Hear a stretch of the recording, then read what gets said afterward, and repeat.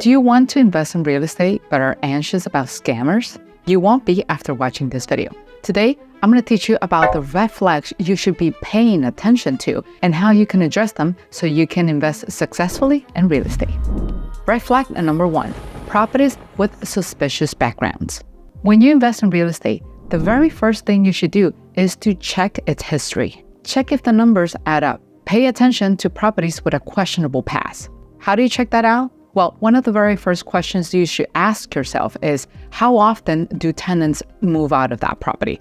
Is the turnover very constant? Because if the property was that good, then why will people want to keep moving out of it? And this is not a crazy story about ghosts. Sometimes you don't need a haunted house to make people want to move out. A house with leaking pipes is more than enough to make people want to move out of the house. Another issue could be troublesome neighbors or other things that you might not pick up at first glance.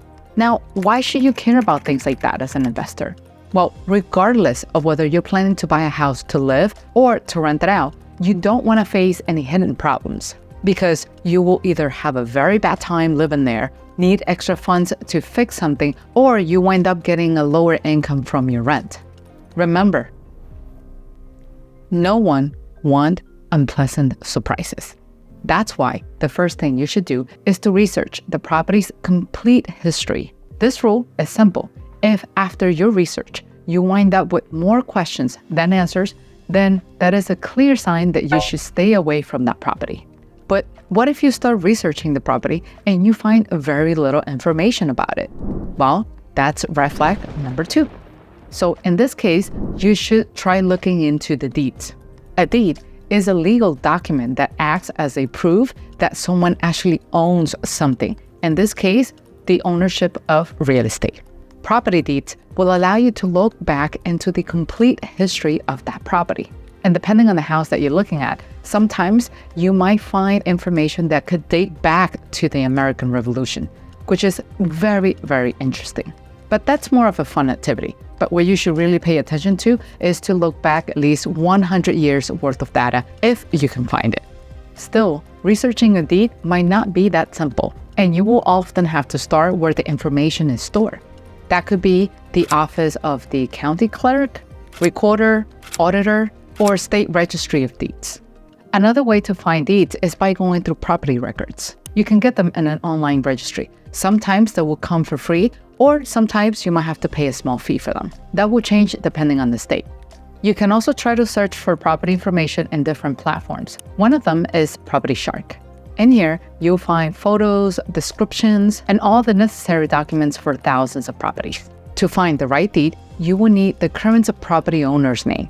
And if you happen to encounter any problems or weird issues at this stage, then there could be something wrong with the house. At this point, you have to weigh your options. Do you want to continue with the purchase of this house, or do you want to just stop completely and just move on? Another red flag is if the property is in poor condition. And sometimes these issues are not so easy to pick up at first sight. What exactly am I talking about? Well, there could be roofing problems, plumbing issues, outdated wiring, mold on the walls and ceilings, permeated flooring, rodents, pests like termites, or just simply bad repairs. Remember, not everyone is qualified to make the right repairs. And some of these issues can make a property unsuitable for living. Not only they're hard to fix, but they can also be very expensive to fix. With this, I'm not saying that you should not invest in a house that will require some type of fixing. For example, painting the walls, it's relatively cheap compared to having to do the entire rewiring of a house. So in this case, if you have to fix something that's inside a wall, you might have to reconsider because it might go over your budget and therefore the property might not be worth investing in. So how do you avoid falling into these traps? Well, it's very easy. One of the things you can do if you have the experience and you happen to be close to the house is to visit the house yourself and start paying attention to the little things. Do you notice any rodents nearby or any issues at the entrance? If you happen to be far away from the property, but you still want to take a look at it, then consider using your power team. Your power team can be your realtor, your contractor, or property manager. Ask them to see if they can swim by and take a look at the house for you. One way or the other, you're not wasting their time because If you wind up closing on that property, that means that they could be getting business from you, because if that property needs fixing, then hey, your contractor would be higher. And once the property is ready, your realtor can help you place it in the market. Or if you decide to keep it, then your property manager will help you manage it. And therefore, that means money back into their pockets. And if you don't have your Power Stone built up yet, don't worry, you can still hire an inspector. You can actually use a site called homecheck.com and find a property inspector in the vicinity of the house that you're looking to purchase. This person can go in and write up a detailed report that is going to inform you everything that needs to be fixed for the property to be up to code and for the property to be in livable condition. The next red flag is when the property is in a bad location. Just like you see in a lot of the TV shows, it's all about the location, location, location. Sometimes the issues around location might not seem that obvious. You could drive by the property during the day and it might look very nice. But then when you check it out at night, then you might find yourself seeing a complete different neighborhood. And if your house happened to be in a bad location, it could lower the value of your property significantly. So in order to make sure that your property is in a good location, you have to check the following. 1, you have to check the infrastructure. Pay attention to local hospitals, the vicinity to supermarket. How are the public roads looking like? Are they in good or bad state? How about the schools? What are the rankings of that school? Next, you should check the local news. Is it a safe place to live? Is there crime? If so, what type of crime? Are we talking about people going into the store and shoplifting? Or are we talking about the type of crime and where you see people shooting at each other and then some of those bullets are actually breaking through the walls of those houses? Next, check the reviews. What are the people saying about their neighborhood? Are they happy in the area where they're living? Try to talk to people. Go on social media. And why not? Check Reddit. Red flag number 5, the lack of documents. Why is it important? Because you need to make sure that the property you're intending to buy actually exists. So to find out, the first thing you need to do is to ask your realtor for copies of the property. If they try to avoid the question or they say that this is not possible, then something might be off. Once you have those copies, check in the state registry. Then if you find no issues, then it is a good sign and you should consider investing in the property. This is very important because scammers have no shame whatsoever and they can get very creative with their schemes.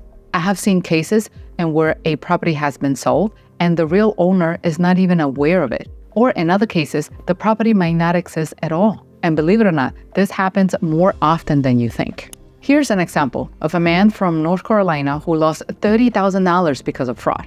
He tried to buy a piece of land but got into a scam deal. Another guy from California was notified that this property was sold for $175,000 somewhere in Boulder City. The only thing is that he didn't intend to sell anything. Instead, the scammers did. But one of the biggest scams in real estate happened in 2019. One of the country's largest landlords, Robert Morgan, convinced 200 investors to put over $110 million into his properties. Why did they agree?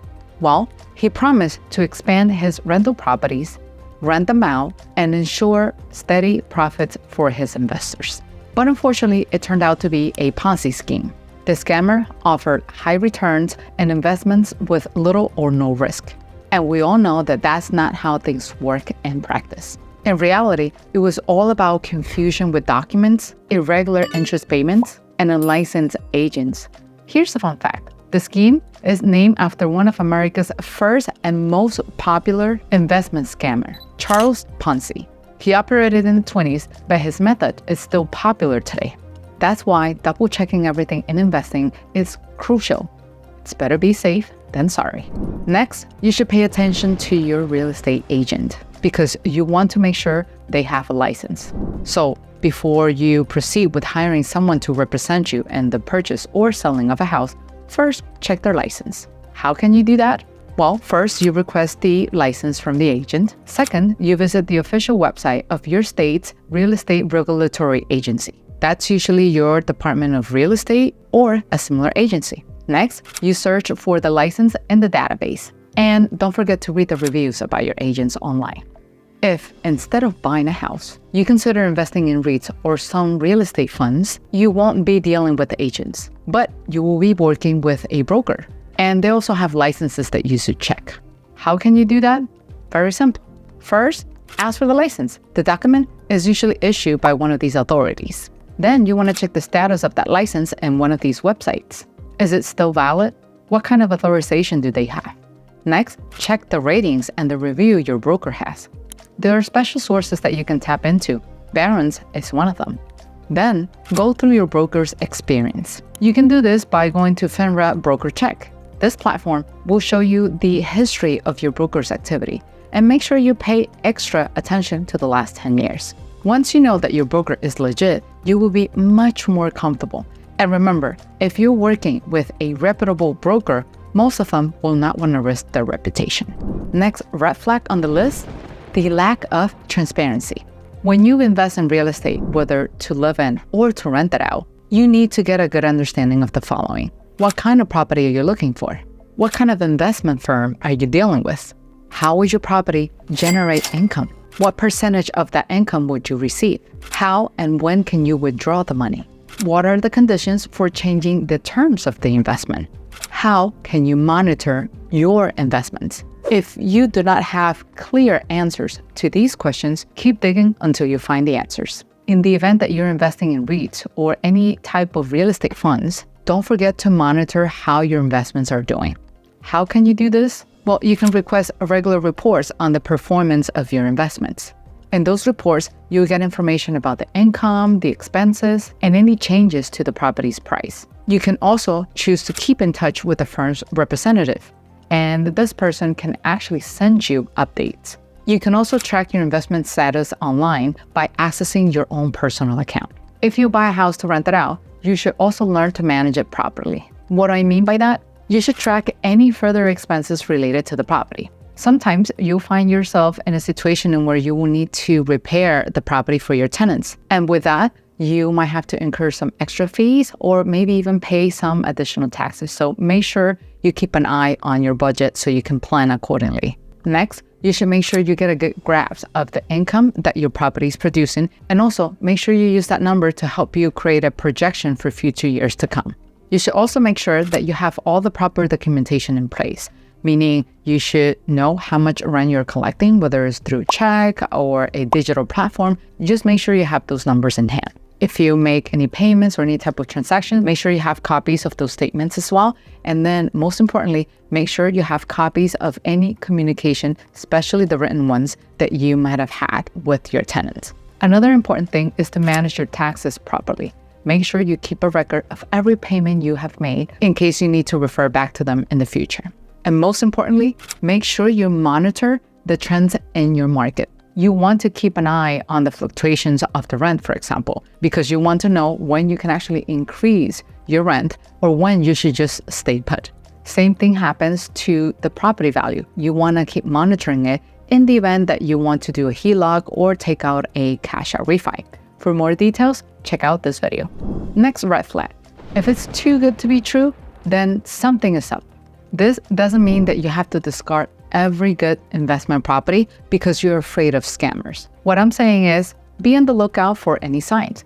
Ask yourself the following questions. If you see a lovely house on the outside, make sure everything on the inside is the same because you don't want to find any unpleasant hidden surprises. And if the house is okay, then check out the neighborhood. Try to look into who lived in that house before and who is the current owner. Is your real estate agent too talkative or too quiet? Should you check their license, see if it's active? Try to find assertive and straightforward answers. I know it seems like it's a lot, but remember, if it was that easy, then everyone will be doing it.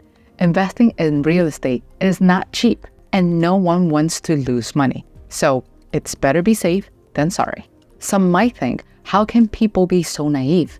Didn't they see this coming?